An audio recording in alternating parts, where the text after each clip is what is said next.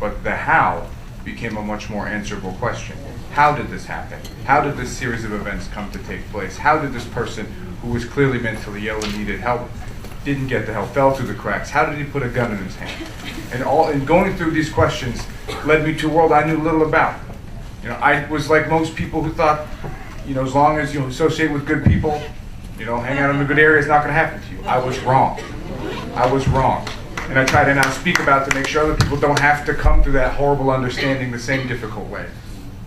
We lost 32 people at Virginia Tech 7 years ago, but that's the average number of Americans, average number of us that get killed every single day in this country. That's a Virginia Tech that happens every single day, and it's not covered in the media.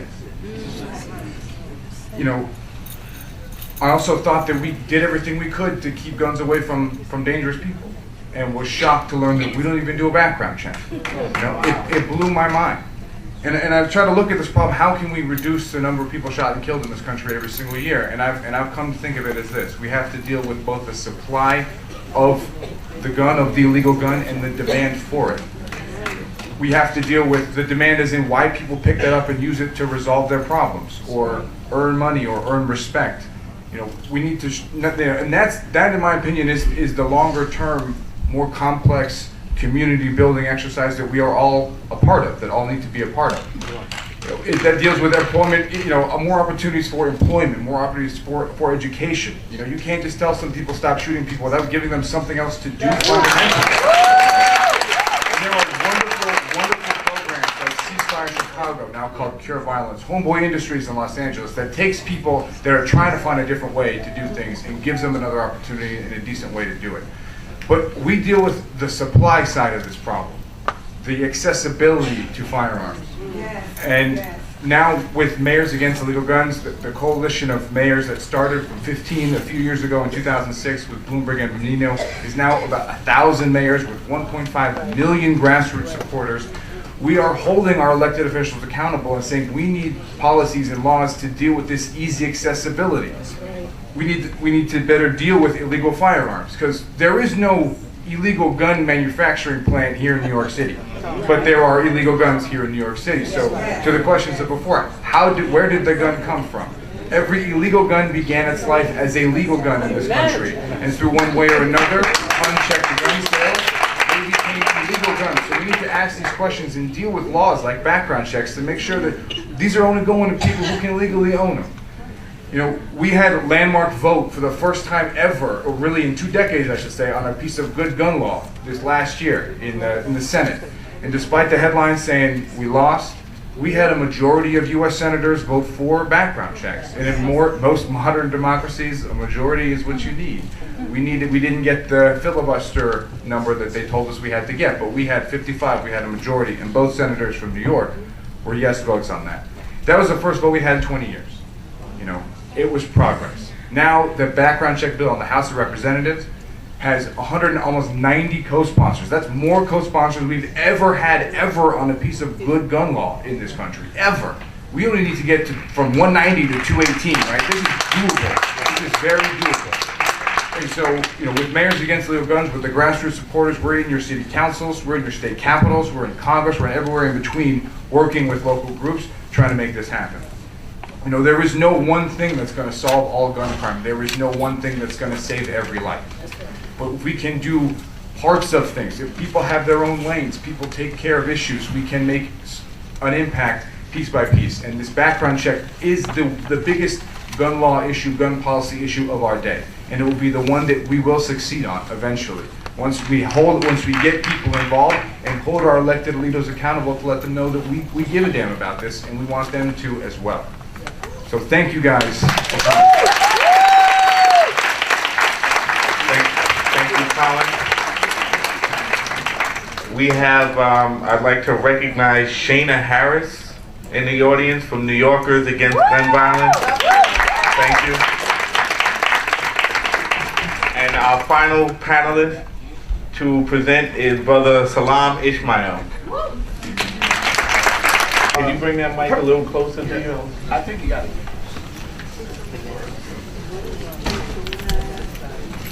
1994, our organization, National United Youth Council, launched an effort to deal with quote-unquote gang violence. Since then, I lost a cousin in St. Louis who was changing his tire and was shot and killed by a stray bullet. In 2008, a 20-year-old who's my godson was shot 7 times right across the street, named after my mom, who was a political and social activist. They named the street after her, and he was shot just not even 15 feet away from there. 5. At that time, I said we have to do something more comprehensive with this effort, more scientific. So I brought in organizations from across the state, representing 21 cities, and I call them social scientists of the street. We done marches. The North Anti-Violence Coalition done over 100 or so marches every week and counting. So we done that. I walked 54 miles to Trenton to deliver a letter to the governor. So we done all kinds of, like the brother said, innovation. We did that. We said, why is black people at the brunt of gun violence?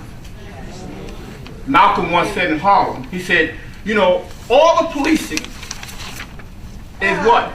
In the black community. Yes. Right. Hardly enough policing in the white community. But yet there's violence and there's guns and there's drugs in the black community. I always say, something wrong with the policing system in our community.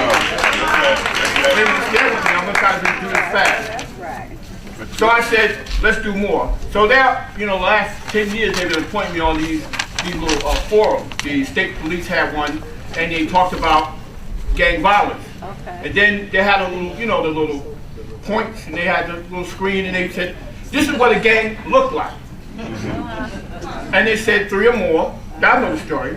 3 or more, and then they gave all these descriptions and all these tags and the flags and what have you and the singlet. But every time I seen a picture, there was a black or brown boy. I said, so we should be afraid of these black and brown boys in those communities. Yes. So this is how you resolve the problem. So I said, tell me more. Then they went on and gave me statistics. It came out in the Star Ledger newspaper, Gangs of New Jersey. Then they said 54%, this is their numbers now. I said scientifically, stay with me, 54% of gangs have nothing to do with violence in the state of New Jersey. 54%. 51% are not involved, even the violence had nothing to do, even the ones that are committed violence, had nothing to do with gang tags, had nothing to do with street reps or trafficking or anything like that. Okay. So I went down. I said, why is the target is gang and why do they look like me? Right. So I'm saying we have to do things differently. So what we did is said, look, we done our own survey. So we surveyed the North and other cities, and we came up with this effort to come up with a bill. I sit down me, and at 3 o'clock in the morning, I actually written the bill, believe it or not. Gave it to a senator who in my district and said, push it. And he pushed it. And groups like, I'm going to name them since Brother United Youth Council, New Jersey Anti-Violence, Tri-City, Street Warriors, Save, Kevin Inc., Father We Are, Cease Murder Diplomat, and many others, and a few of them in this room, we got together and we done hundreds of marches and what have you, and we said we want this bill. Senate Bill S2430. It passed the Assembly, right brother? And it passed the Senate. And the governor at that time signed 10 other gun bills. And he signed our bill, which include, I'll mention it, declare violence a public health crisis. Stay with me, y'all. Expand mental health, support the president's gun violence, and also, which is my baby, is to establish a commission on violence, which is a study commission on violence, which you should do in the state of New York. Why? Because when you start studying this problem, you start finding out why this is so prevalent in certain communities and not in other communities. Thank you. Why this become a culture? Why is the police, how they even deal with the violence? See, we're talking about scientific. So the bill passed. The governor signed it into law in August of last year. But all the other appointees, 9 members, they appointed me on that commission. Okay. The governor refused to appoint his 2 members. What? Which hold up the actual, it's signed into law. That means this is law. He refused to appoint the last 2 members who will get this commission started. It's a 1-year commission that would, with all kinds of privileges, sort of getting subpoenas. and he refused to do that. So what I need y'all to do is to start calling the governor's office and let's ask the governor why you're not appointed those last two members on that commission to get this study started. If we don't understand, folks, about this problem, I disagree with it. We can have 100 guns, and I listen, I always give this test to kids. I know some kids that I could put 100 guns in front of them, they will not pull the trigger. But then there's some that will stupidly pull the trigger. My position, my personal position, I believe the prison population have a great deal to do with the violence in the streets. I believe that. I believe some of this culture of violence come out of the prison system. I believe that this is why it's such an acceptable thing, primarily on African Americans and Hispanics and poor. So let's be more scientific in our approach. Don't just get caught up, and we don't use the word gang. I told the same white guy that was standing there, I said, do you call your people gangs? But damn it, don't start calling our people gangs. Our people are gangs, right? You know what I'm saying? So what I'm saying to y'all, this is our effort. This is the effort what we do in New Jerusalem, in Brick City, in East Wick, in Camden, in P-Town. That's what we do, and we put our young people in the forefront, and they argue in legislature, and they demand and bill. That's how you get things done. That's what we have to do. Brother Salam Ishmael, we only have time for 2 questions. So I need you to ask a question and not make a speech or a statement. But I will say this. You know, he caused traffic jams in Jersey because he shut down the lanes of the bridges. We are not going to let that governor of the state of New Jersey cause a log jam in the process to leading our communities to a more peaceful existence. So if we have to cross that bridge, listen to me, if we all need to cross that bridge from this side to the other, then maybe that's what we need to do to send a message to that governor that we all stand together. And so we know how to cause traffic in New York, if you haven't noticed yourself. Well, that's what micro-stamping is all about. And Sister Shana Harris is right behind you. But micro-stamping is about putting a serial number on the bullet that will trace the bullet back to the person who purchased it. But that's not all that is needed. That needs to go hand in hand with the universal background check.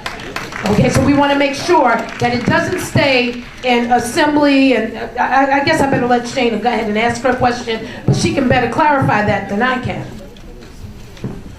I know there's a lot of people that want to ask questions, so I just want to say this really, really fast. First thing, my name is Shana Harrison. I'm from New Yorkers Against Gun Violence. I'm the director of youth programs. I want to just say this because I want to give you guys an action. We do free workshops all around the city on gun violence prevention for anybody, community members, youth, high school, middle school. Doesn't matter. I have a woman in front named Christina Arroyo, and she works at all middle schools. So if you guys, free of charge, if you guys want us to come to your communities, to talk to your neighbors, whoever, let me know. I will leave my cards. I am here to answer any questions. That's not off this mic because I want other people to be able to do that. But what I will say, give them the information about micro-stamping and what they can do about that. Okay. To move that. Micro-stamping is a bill that definitely will change a lot of lives because most of the times when crimes happen, you always find the shell casings of guns from the shooting, and you never find the actual gun. What micro-stamping does is that it connects the gun, it connects the shell casing directly to the gun, and you can find out where the gun started from. A lot of people are asking this question on the board. So what you guys can do is just, matter of fact, I'm gonna leave some action steps, some sheets, so with direct things and what you guys can do. And I will leave it right outside so that you guys all know. But back to my question. I work with kids all around New York State, and most of the things that comes up is this powerlessness from a lot of people who are picking up the guns and the people who are directly affected by gun violence. And to me, it's because it seems as if gun violence looks like a black and a minority problem, and people don't necessarily understand that more people die in this country from suicide than from homicides. And what that does is that makes gun violence look a little different. It makes gun violence look like black and a white problem. So my question for people on the panel is, how do we show that? It's not being shown in the media. And